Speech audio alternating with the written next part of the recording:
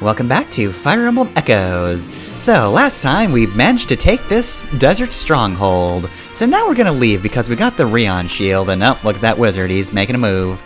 Oh, look at that bandit, he's also making a move. It's not fight Sonia yet, I guess. So, Mountain Village. Oh, hey Paula, how's it going? Back home, my sister Katri and I served as Knights of the Queen. Not S, though.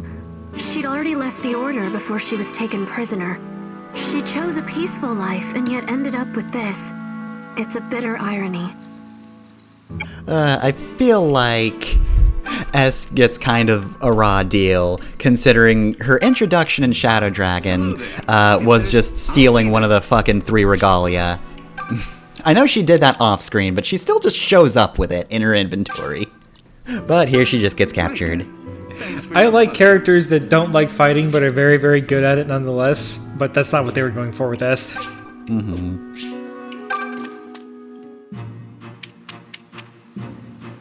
Alright, so let's go back. Okay, so you decide to move 2 times in a row. Alright, sure, whatever. Alright, so, guess what? Before we actually get to the meat of the episode, the actual stalemate is what I consider the worst part of Fire Emblem Echoes. Map back attacks. So yes, enemies move around on the world map, and sometimes they're just fuckers. And yeah, if an enemy moves on to you, that counts as their movement, and they get to attack first. It's the worst. It was, of course, a problem in the original Gaiden as well. However, I think it's a worse problem in this game, because, hey, guess what? This game introduced side quests. So, like, right there was a reason for me to return to the town and give that shield away. So, I did a map movement I might not have needed to in Gaiden. The only reason you really need to move around, like, or backtrack in Gaiden is, you know, if you want to go find shrines to promote characters, because, you know, on this path, I have not seen a shrine in a while. That's why Atlas still sucks, as does Jesse. And I'm not backtracking for those, for reasons. The reason is shrug. Part of the reason is that it doesn't matter how many times you promote Jesse, he's never going to stop sucking. But yeah, just... the back attacks are a pain to deal with, and it's just a really annoying way to move around the map. I do like, in theory, the idea that the enemies are making moves while you're fucking around. Because that's just one of those, like, things in video games that can never properly be addressed. Where you're like, you have all these side quests to do, and there's... The main story is supposed to be happening right now, but you gotta go fuck off and do all these side quests. So yeah, they're just sorting people. Yeah. They're not doing the main thing, but they are doing something. There are consequences for doing the side quests. And this might be the most tolerable way to do that, but it still has some annoying aspects to it. Yeah. The other problem with it, though, is also just, like, I'm being punished for a really boring side quest, though. Like, it's just a side quest of, give a person a thing, but the guy's on the other map. So, I'm getting punished for, you know, doing a thing that's not particularly interesting, but I want to do it as soon as possible to get it out of the way, or I'm going to forget that I have this shield in my inventory. I feel you, Leon, I feel ya.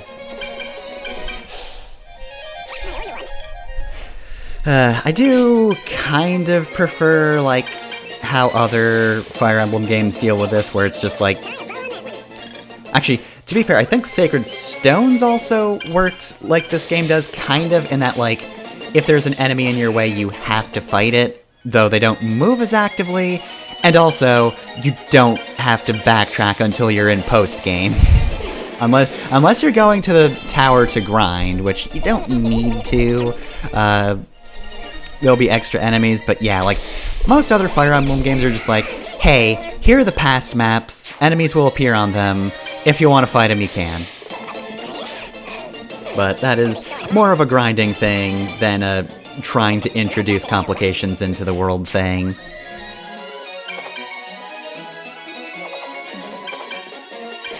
Yeah, of course, biggest issue with back attacks is just the fact that, like, if you're really having trouble, like, if a character gets put out in front who just gets absolutely decimated, you kind of just have to say fuck it, reload a save, and then switch your order around, because you don't know where they're going to end up otherwise. That was amazing! Was it, May? Was it really? It's like she's not even listening to our commentary. Jeez, May. Not even paying attention. Alright, well, that's over with, so Celica can safely return to the safety of the desert stronghold. Though, at some point, some enemy's probably just gonna occupy that space in front of it, like that guy over there. He's just itching for it, I know it, he's horny for it. Alright, so, we do need to get back attacked a second time. Gotta give the Rion shield back, but hey, fuck. Well, on the bright side, this is Mage Squad, and they're having a hard time getting here in the first place, and Shade is not going to be defeated by mages. Unfortunately, they're all hiding out in the woods, so your Pegasus Knights can't just pick them off. Yeah. Gotta wait for him or whatever. Alright, I think we have a support conversation soon, or else I would introduce a different thing. I guess to be fair, for now I can say, this right here is the reason I suggest playing this game on casual mode instead of classic mode. And yeah, there's the support conversation. We'll get to that in a second. You two talk first. Forsyth, do you have a moment? Of course. What is it, Lucas? Remember when I was telling you about my father forcing me to train? I couldn't help but notice it upset you. So I was hoping to clear the air. Sorry. Was it that obvious? Well, all right. We can clear the air. Let's see. How do I put this? Since I was small, all I've ever wanted was to become a knight. But my father insisted I wield a pen and barred me from the sword or lance. Ah, so we were quite different. I would have given anything for the opportunities your father gave you. So it hurt when you said you'd rather read. Books are easy to find, after all. Well, I still would have gladly traded places with you. Whoever dealt life's cards was clearly in his cups. Indeed. Alright, so there's the two good night boys. So anyway, yeah, I think it's better to just play casual, because if you get back at... Oh, hey Python, how's it going? You're just gonna hang out there? No, this is in character. This is 100% in character for Python. Python got thrashed and is hanging out in the warehouse. But anyway, yeah, like, casual mode is good for this situation, because if you get back attacked on the world map, the game can just decide to kill you. Like, it can just decide, hey, the characters in front, they're just dead. Again, only thing you can do in that situation is reload and switch around characters so that they're not, you know, in whatever position they were in before. And that's just tedious. How can I help? Got another conversation, so let's do that as well. Hello, Yuzu. What are you up to? Ah, Shade. I was taking the herbs and grains I've gathered and rolling them up. Ugh, please, don't tell me. I'm crafting more ration balls. But why? Who eats those things? I'm certainly not eating them. This recipe has been passed down my family tree for generations. I'm not disputing your recipe. I'm just saying it tastes like the end of a horse. The ration ball contains 100% of one's daily nutritional needs. 100% of which you will immediately want to throw up. Fie! Have you no respect at all? Look, I know your magic ration balls saved my life, and I'm grateful. But why not try to improve them? Maybe make them taste better? And change my ancestors' hollowed recipe? I could never. I've no right to alter that which has for generations survived. You are so stubborn. Just think about this for a second, Yuzu, please. Whichever of your ancestors came up with it had to start from scratch, right? Which means the ration ball is someone's creation. Maybe it's that spirit of creativity your ancestors really wanted to hand down. By the gods, you may be right. The scales have fallen from my eyes. I shall improve the ration ball and pass it on to my scions. Ho there, ancient recipe! You're mine now! Have at you! There we go. But just remember, the point is to make it taste better.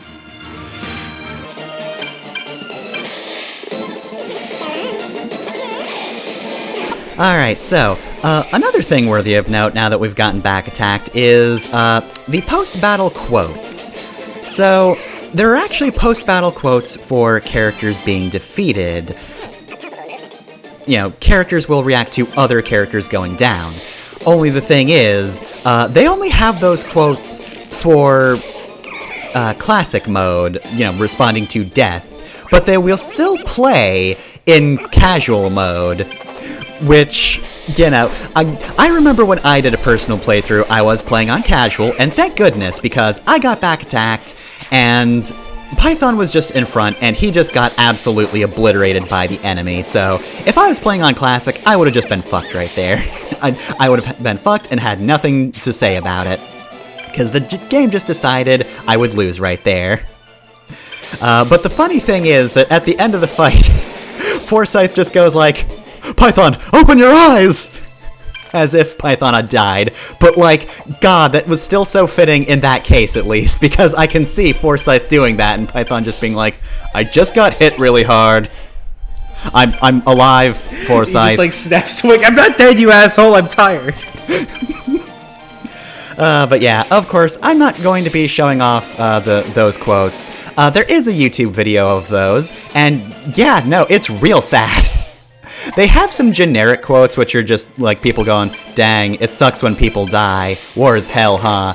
But the ones that are personal, oh god. Oh, those ones just hurt. If you want to hear some really good voice acting from this cast, they all do sad very well.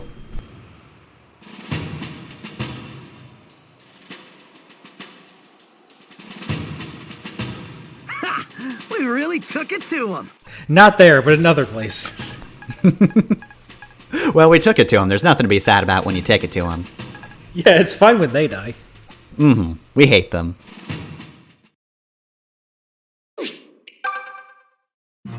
Alright, so that's enough back attacks. Let's do the actual fucking fight.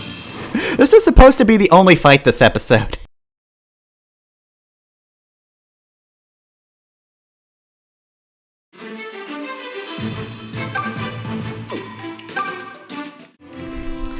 Alright, so, this map has no intro, and it also has a lot of horses. Alright, fine, Horse Emblem. I was making fun of you when there was only 2, but, I'm looking at this map and I'm thinking, ah shit, ah hell. Oh no. Oh, there's a big one. So yeah, last map was a lot of archers, this one's a lot of cavaliers, Oh no, led Lawson. by Lawson. Here he is, it's Lawson. Oh, Lawson, you know him. he's You love coming. him. He's gonna lay down the law, son. So, this map is actually really tough. Like, you are going to need a very solid defense. Considering how far apart your characters start, it is kind of hard to get them to come together without the enemies just approaching you. Because these are fields, and those are horses. They are going to catch up. Very easily, so it's hard to bunch up the entirety of your strong force. So you basically just have to be efficient. That's more or less the best advice I have. Do it well, come on. I really wish they just move one side of this map and then the other side, because I'm about to get motion sick. And back and forth, and back and forth. Alright, so yeah, we're gonna need our heavily defensive characters up front, but, there's no real front for us. We can't really make a wall on this side. So again, kill quickly, try to kill in one hit, purchase the DLC so you at least have 2 extra characters. You need to kill fast, and bullets too slow. Yeah, get the gun DLC so you can shoot these guys. In the 5th wave DLC, we add a gun. For this DLC, we gave Alma a gun.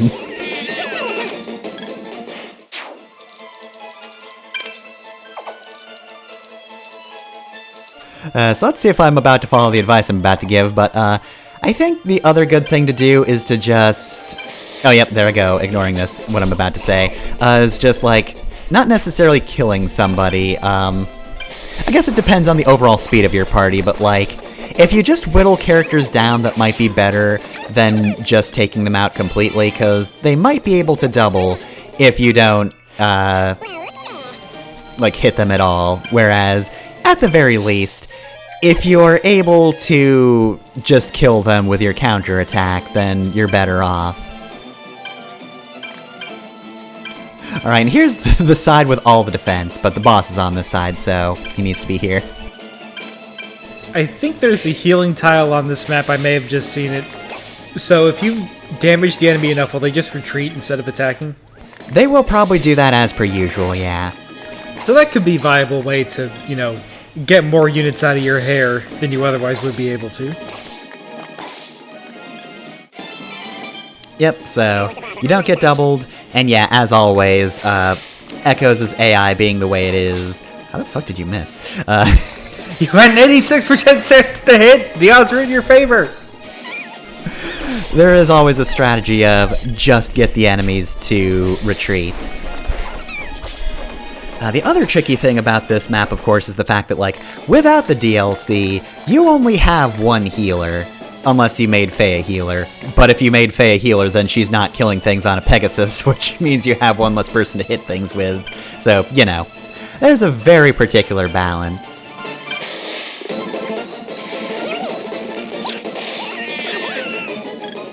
I would also suggest that if ever you find somebody doesn't have something to do on one side of the field, this is where Silk's warp ability would really come in handy. Having Physic on Shade is amazing, but if you need somebody on the other side of the field, yeah, no, Silk.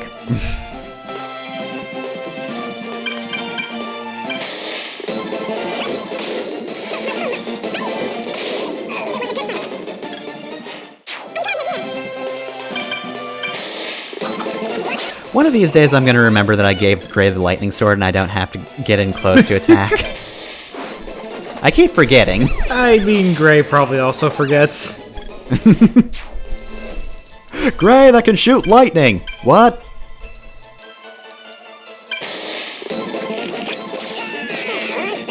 Alright, so yeah, now, like I said, this side of the field has some of my more heavily defensive characters, but also kind of overwhelming here. Got a lot of enemies. They're all sturdy. This is also the area with my slow characters, so they don't double. Sorry, Forsyth, you got the Rider's Bane, and that's great, but you're not very fast. So at this point, I pretty much just have to rebuild my human shield to make sure Python and Silk are safe-ish. Since we can't form a bottleneck, we can't just get all the cavalry to attack Forsyth. Yeah, god, that would be so useful. Forsyth out front, Cliff behind him, done. That's it. That's the solution to just about any bottleneck right now.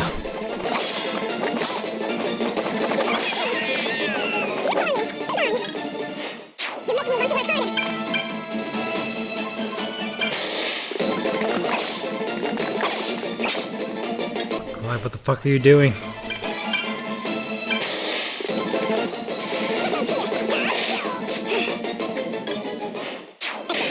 Alright, well, Silk is not safe, but it's fine. Oh, wow. Come on! Complete wash.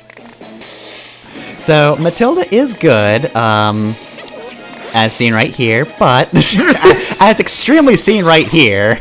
Good. She was saving all of it for that fight. Glad to know she was as mad as we were.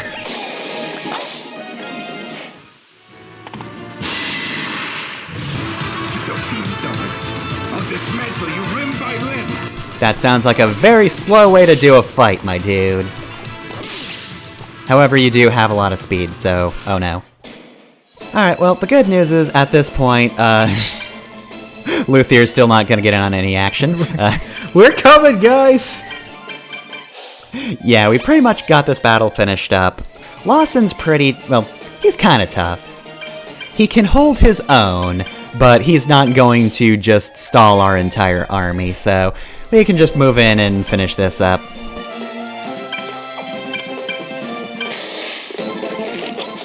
Or Python could miss, whatever. Thanks, Python.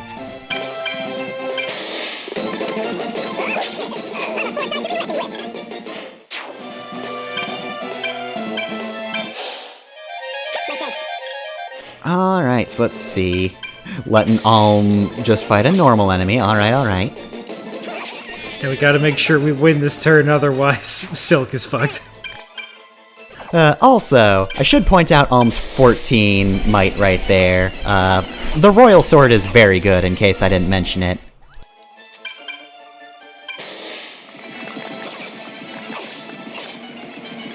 Alright, and we're pretty much done here. Get his whole ass, Matilda. I don't want to repeat what happened last time, Matilda.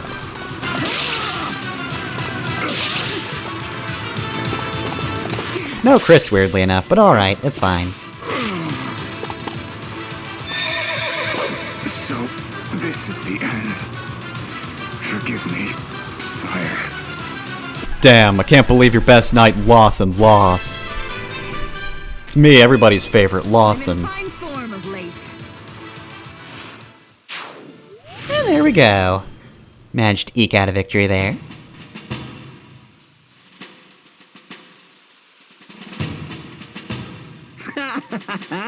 Man, that was too easy. Gray? Gray, no. Gray, you only killed one, and you also worked on the side of the fight with Lawson in it. If you'd seen Lawson, you wouldn't think it was so easy. Yeah. Thank goodness, though. Lawson's defeated. So, next time on Fire Emblem Echoes, we won't have to fight him, but we will have to fight that guy, because of course we will. God, I don't like the map.